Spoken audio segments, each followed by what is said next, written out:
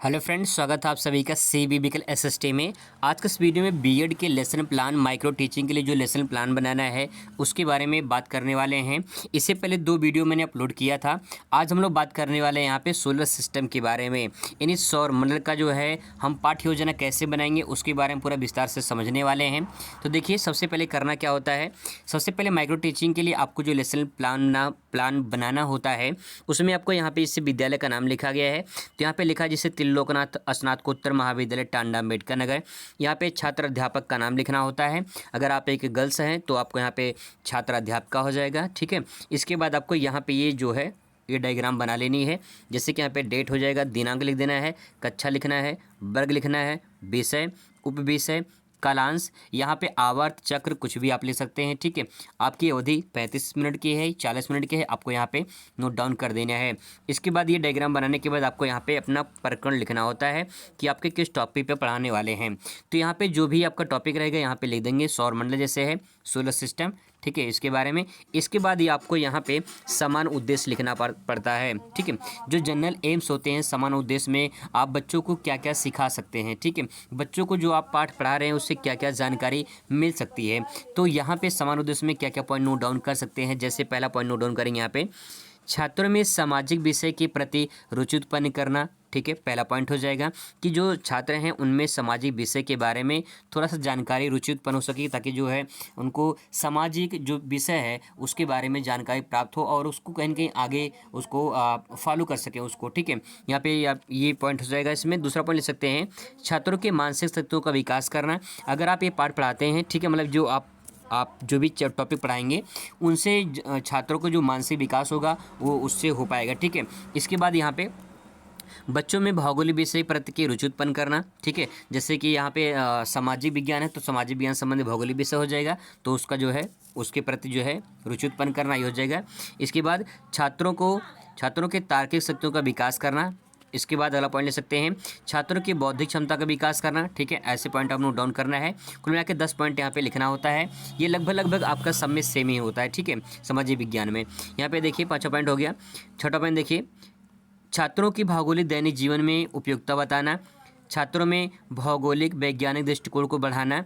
8वां है छात्रों में कल्पना शक्ति स्मृति का विकास करना। और 9 पॉइंट है छात्रों को भौतिक भूगोल के सामान्य जानकारी देना। 10वां लिख सकते हैं छात्रों को सौर मंडल से संबंधित जानकारी देना, ठीक है। तो ये कुछ मिला के 10 पॉइंट यहाँ पे आप नोट डाउन कर सकते हैं। इसके बाद आपको आता है यहाँ पे अगला पॉइंट विशिष्ट उद्देश्य, ठीक है। विशिष्ट उद्देश्य में जैसे यहाँ पे पहला पॉइंट हम लिख सकते हैं, देखिए अलग अलग कॉलेजों में अलग अलग पॉइंट यहाँ पे नोट डाउन होते हैं। तो अब विशिष्ट उद्देश्य तो कॉमन है, ठीक है। उसके अंतर्गत यहाँ पे ज्ञानात्मक उद्देश्य, जो आप पाठ पढ़ा रहे हैं उससे बच्चों को कौन सा ज्ञान मिलने वाला है, ठीक है। तो यहाँ पे उसका उद्देश्य हो जाएगा। जैसे कि यहाँ पहला पॉइंट हो जाएगा छात्र ग्रह उपग्रह के अंतर की जानकारी को प्राप्त कर सकेंगे। ग्रह उपग्रह में क्या अंतर होते हैं इसके ज्ञान उनको प्राप्त हो सकेगा। दूसरा पॉइंट नोट डाउन कर सकते हैं यहाँ पे छात्र सौरमंडल तथा आकाशीय पिंड के बारे में विस्तृत जानकारी प्राप्त कर सकेंगे। तो जो टॉपिक आप पढ़ा रहे हो उस टॉपिक के संबंधित यहाँ पे कौन सा ज्ञान बच्चों को प्राप्त होगा, तो यहाँ पे ज्ञानात्मक उद्देश्य में ये पॉइंट आप नोट डाउन कर सकते हैं। इसके बाद आपका आता है भावात्मक उद्देश्य, ठीक है। कौन कौन से टॉपिक पढ़ने के बाद उनके अंदर कौन कौन सी भावना विकसित हो सकेगी, ठीक है, क्या क्या भाव उत्पन्न कर सकेंगे उस विषय से प्रति। तो यहाँ पे देखिए जिससे पहला पॉइंट हो जाएगा छात्र सौरमंडल से संबंधित तथ्यों को आसानी से समझ सकेंगे और उसको बता सकेंगे, ठीक है। इसके बाद दूसरा पॉइंट है छात्र सौरमंडल से संबंधित तथ्यों को अपनी भावनाओं के द्वारा स्पष्ट कर सकेंगे। जब आप पाठ पढ़ा देंगे सौरमंडल, तो सौरमंडल के पढ़ने के बाद उनके मन में जो विचार जो भाव उत्पन्न होंगे उसको प्रेजेंट कर सकेंगे, ठीक है। तो भावात्मक उद्देश्य में आप पॉइंट नोट डाउन कर सकते हैं। इसके बाद आता है आपका अगला पॉइंट इसमें कौशलात्मक उद्देश्य, ठीक है। कौशलात्मक उद्देश्य में कौन कौन से पाठ पढ़ने के बाद जो आप सौरमंडल पढ़ाओगे उस पाठ पढ़ने के बाद जो है उनके अंदर कौन सा कौशल विकसित होगा, ठीक है। तो यहाँ पे पॉइंट में पहला पॉइंट ले सकते हैं यहाँ पे छात्र सौरमंडल के विषय में तर्क कर सकेंगे, ठीक है। दूसरा पॉइंट यहाँ पे ले सकते हैं छात्र सौरमंडल में उपस्थित अन्य ग्रहों के बारे में तर्क कर सकेंगे, ठीक है, कि कौन सा ग्रह छोटा है, कौन सा बड़ा है, कौन सा सूर्य से दूर है, कौन से नज़दीक है, कौन सा किस कलर का है, ठीक है। तो इसके बारे में वो तर्क कर सकेंगे, तो उनके अंदर एक कौशल उत्पन्न हो जाएगा जब आप पाठ पढ़ा देंगे। तो ये सारे पॉइंट इसमें आप नोट डाउन कर सकते हैं, ठीक है। ये जो 3 पॉइंट मैंने बताया आपको यहाँ पे नोट डाउन कर सकते हैं। आगे देखिए अगला पॉइंट, इसके बाद आपको लिखना पड़ेगा यहाँ पे सहायक सामग्री, ठीक है। सहायक सामग्री में जैसे चौक है, डस्टर है, रोलिंग बोर्ड है, संकेतक संबंधित चित्र है, जो भी आप वहाँ पे लेकर जाओगे वो सामग्री जो आपको यहाँ पे नोट डाउन कर देना है, ठीक है। ये तो सिंपल है। इसके बाद पूर्व ज्ञान। अब देखिए आपको जो टॉपिक पढ़ा रहे हो उस टॉपिक से संबंधित बच्चों को पहले से क्या ज्ञान है, क्या जानते हैं उस टॉपिक के बारे में। तो आप क्या लिख सकते हैं यहाँ पे, जैसे छात्र हमारे प्रकृति के बारे में समान जानकारी रखते हैं, ठीक है। दूसरा पॉइंट लिख सकते हैं छात्र ग्रहों के बारे में समान जानकारी रखते हैं। तीसरा पॉइंट लिख सकते हैं छात्रों को सौरमंडल के बारे में समान जानकारी रखते हैं। अब यहाँ पे देखिए कभी कभी ये होता है कि जहाँ पूर्व ज्ञान है, ये जो प्रस्तावना प्रश्न होता है इससे संबंधित होता है। जैसे यहाँ पे दे सकते हैं प्रस्तावना प्रश्न बहुत ही इंपॉर्टेंट होता है, क्योंकि प्रस्तावना जो प्रश्न होता है इसी से आपका टॉपिक निकलता है, ठीक है। मैंने पिछली वीडियो में बताया था कि अगर मान लो कि आपको ये छत है, ठीक है, अगर आपको इस छत पे चढ़ना है तो आप क्या करेंगे, सीढ़ी का सहारा लेंगे, तभी जो आप इस पे छत पे चढ़ पाएंगे। तो जब सीढ़ी का सहारा लेंगे तो यहाँ पे आपको छत पे चढ़ने के लिए इस सीढ़ी पर से चढ़ेंगे, तो कहीं न कहीं आप एक सीढ़ी दर सीढ़ी चढ़ रहे हैं, तब जाके छत पे पहुँचेंगे। जब आप छत पे पहुँचेंगे तो सीढ़ी के माध्यम से ही पहुँचेंगे। उसी प्रकार से जो भी आपका टॉपिक होता है, जो भी आपका प्रकरण होता है, इस प्रकरण को उस टॉपिक पहुँचने के लिए आपको पहले कुछ अन्य बातें आपको करना पड़ेगा कि बच्चे उससे संबंधित क्या जानते हैं, ठीक है, तब आपको उस टॉपिक पहुँचना। जैसे हमें ऊर्जा के अलावा प्रकाश कहाँ से प्राप्त होता है, हमें ऊर्जा के अलावा प्रकाश कहाँ से प्राप्त होता है, तो बच्चों बता देंगे कि सूर्य से प्राप्त होता है, ठीक है। अगला प्रश्न ले सकते हैं यहाँ पे, सूर्य के चारों ओर कौन चक्कर लगाता है, तो यहाँ पे बच्चे बता देंगे ग्रह लगाते हैं, ठीक है। इसके बाद तीसरा पॉइंट ले सकते हैं हम, देखिए ध्यान रखेंगे कि जो भी प्रश्न यहाँ पे आप कर रहे हो उसका जो उत्तर आएगा उसी उत्तर के बाद आपको उसी उत्तर को उठा के दूसरा प्रश्न करना है। इसके बाद जब इसका उत्तर आया कि ग्रह लगाते हैं तो ग्रह को उठाकर यहाँ पे तीसरा प्रश्न कर लें। जैसे हम किस ग्रह में रहते हैं, पृथ्वी, अब पृथ्वी को उठाएंगे तो पृथ्वी संबंधी अगला प्रश्न हो जाएगा, पृथ्वी ग्रह किस मंडल का सदस्य है, तो बता देंगे बच्चे सौरमंडल का सदस्य है, ठीक है। अब यहाँ पे इससे संबंधित अगला प्रश्न पूछ लेंगे, बच्चों सौरमंडल के बारे में तुम क्या जानते हो, तो हो सकता है बच्चे सौरमंडल के बारे में उतना ना जानते हो, थोड़ा सामान्य जानकारी रखते हैं, लेकिन आपको समस्या वहाँ पे बच्चों के लिए खड़ी हो जाएगी। तो आप क्या करेंगे, यहाँ पे समस्यात्मक प्रश्न हो जाएगा। इसके बाद आपका यहाँ पे टॉपिक मिल जाएगा, तो आप जब टॉपिक मिल जाएगा तो यहाँ पे कथन उद्देश्य में जो उद्देश्य कथन होगा आपको लिख देना, बच्चों आज हम सौरमंडल के बारे में विस्तार पूर्वक अध्ययन करेंगे, ठीक है। इसके बाद देखिए आपको यहाँ पे प्रस्तुतिकरण, ये सबसे इंपॉर्टेंट होता है। प्रस्तुतिकरण आपको क्या प्रेजेंटेशन देना है, कैसे देना है, उसका एक खाका आपको तैयार करना होता है। इसके बाद आपको देखिए यहाँ पे शिक्षण बिंदु हो गया, ये छात्र अध्यापक क्रिया यहाँ पे लिखना है, छात्र क्रिया और श्यामपट्ट कार्य, ठीक है। यानी शिक्षण बिंदु में कौन कौन से टॉपिक आपको पढ़ाना है, शिक्षण बिंदु आपको नोट डाउन करने हैं। इसके बाद छात्र अध्यापक क्रिया में कौन कौन से आपने प्रश्न किए हैं उसके बारे में यहाँ लिखना होता है। छात्र क्रिया यानी छात्रों ने क्या क्या उत्तर दिया है। इसके बाद अगर आप श्यामपट्ट कार्य कर रहे हैं तो श्यामपट्ट कार्य में आपको यहाँ पर नोट डाउन कर देना है, ठीक है। इसके बाद देखिए यहाँ पे, अब देखिए यहाँ पे छात्र यहाँ पे शुरुआत करते हैं। पहला क्वेश्चन यहाँ पे पूछ सकते हैं, सौरमंडल के बारे में तुम क्या जानते हो, तो यहाँ पे समस्या हो जाएगी, तो बताएंगे टॉपिक क्या मिल जाएगा सौरमंडल के बारे में, तो छात्र अध्यापक कथन लिखेंगे। उसके बाद आप अपना व्याख्या करेंगे सौरमंडल के बारे में आप क्या जानते हैं, तो सौरमंडल से संबंधित आपका जानकारी देंगे। बच्चों देखिए सूर्य यहाँ पे ले सकते हैं, सूर्य और उसके चारों ओर घूमने वाले ग्रह, उपग्रह, धूमकेतु, उल्कापिंड और क्षुद्र ग्रह आदि मिलकर सौरमंडल बनाते हैं। यहाँ पे ले देंगे, छात्र ध्यानपूर्वक सुनेंगे, ठीक है।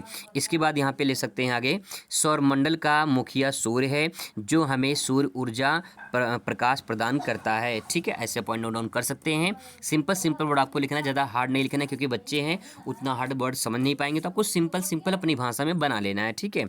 इसके बाद देखिए यहाँ पे दूसरा जब प्रश्न खत्म हो जाएगा आपको फिर इसके बाद दूसरा प्रश्न करना है। देखिए क्या करना है, सौर परिवार यानी सौर मंडल का मुखिया कौन होता है, बच्चे बता देंगे सूर्य होता है, क्योंकि आपने आगे बताया है यहाँ पे, ठीक है। इसके बाद यहाँ प्रश्न उठाना है, फिर अगला प्रश्न उससे कर लेना है। ठीक है, हमें ऊर्जा और प्रकाश कौन देता है? सूर्य देता है। ठीक है, अगला पॉइंट ले सकते हैं, सौर मंडल किससे मिलकर बना है? तो बच्चे बता देंगे ग्रह, उपग्रह, धूमकेतु के, आपने आंसर बताया है इसका। ठीक है, इसके बाद यहाँ पे बता देंगे ग्रह के बारे में क्या जानते हो? तो बच्चे बताएंगे, अगर उनको आता रहेगा बताएंगे, नहीं आएगा तो नहीं बताएंगे, तो समस्या हो जाएगी। जब समस्या हो जाएगी तो फिर से आपको दूसरा टॉपिक यहाँ पे मिल जाएगा। ठीक है, दूसरा शिक्षा बिंदु, सौरमंडल के ग्रह कौन कौन से हैं। इसके बाद आपको लिखना है छात्र अध्यापक कथन, अगर आप गर्ल्स हैं तो छात्र अध्यापिका हो जाएगा। इसके बाद आपको यहाँ पे नोट डाउन करना है, सूर्य एक तारा है, इसके चारों ओर और परिक्रमा करने वाले खगोलीय पिंड ग्रह कहलाते हैं। यहाँ पे लिख देंगे, छात्र ध्यानपूर्वक सुनेंगे। अगर आप श्यामपट्ट कुछ कार्य कर रहे हैं तो यहाँ पे लिख देंगे श्यामपट्ट कार्य में क्या क्या आपने किया है। ठीक है, इसके बाद आपका नेक्स्ट पॉइंट आता है, यहाँ पे आगे देखिए क्या क्या पॉइंट यहाँ पे और आगे लिख सकते हैं। हमारे सौर मंडल में कुल 8 ग्रह हैं, बुध, शुक्र, पृथ्वी, मंगल, बृहस्पति, शनि, अरुण, वरुण। ठीक है, ये ग्रह का नाम लिख देना है आपको। अगर आपको आता है, मतलब आता क्या है, अगर आप डायग्राम बना लेंगे, जैसे कि सूर्य बना लेंगे, ठीक है, ऐसे सूर्य बना लेंगे, तो इसके बाद जो है यहाँ पे ग्रहों के नाम लेंगे। ठीक है, ऐसे जो है ग्रह का नाम बना लेंगे पूरा, ऐसे 8 ग्रह बना लेंगे। ठीक है, जब आप 8 ग्रह बना लेंगे तो जब इस तरह से बन जाएगा तो आप डायग्राम बना के उनको अच्छे से और समझा सकते हैं आप। ठीक है, आगे देखिए यहाँ पे, आगे यहाँ पे क्या लिख सकते हैं, इनमें से सबसे छोटा ग्रह कौन सा है? बुध है, तथा सबसे बड़ा ग्रह कौन सा है? बृहस्पति है। जैसे देखिए यहाँ पे आप स्वयं पढ़कर में लिख देंगे क्या क्या आपने पढ़ाया है, क्या क्या बताया है बच्चों को। इसके बाद लिखेंगे, बुध ग्रह पृथ्वी सबसे निकटतम तथा सूर्य के सबसे करीब परिक्रमा करने वाला ग्रह है। कौन सा? बुध है। वरुण ग्रह सूर्य से सबसे अधिक दूरी पर ग्रह है। ठीक है, तो ये ग्रहों की बात हो गई। इसके बाद यहाँ पे अगला शिक्षण बिंदु लाने के लिए फिर आपको प्रश्न करना है, जैसे सूर्य क्या है? सूर्य एक तारा है, बच्चे बता देंगे सूर्य एक तारा, क्योंकि आपने बताया है। इसके बाद आप उसी प्रश्न को उठाएंगे, यहाँ पे जो उत्तर आया है इसे उठाएंगे, फिर अगला प्रश्न कर लेंगे, हमारे सौरमंडल में कितने ग्रह हैं? तो 8 ग्रह हैं। सूर्य के चारों ओर परिक्रमा कौन करता है? तो ग्रह करते हैं। ठीक है, इसके बाद आपको यहाँ पे नीचे जाना है, आपको जो टॉपिक नहीं पढ़ाना है तो आपको क्या करना है, पुनरावृत्ति के प्रश्न पढ़ कर लेना है। पुनरावृत्ति के प्रश्न जो आपने पढ़ाया है उससे संबंधित आपका प्रश्न होना चाहिए, जैसे कि सौरमंडल के सबसे छोटा ग्रह कौन सा है?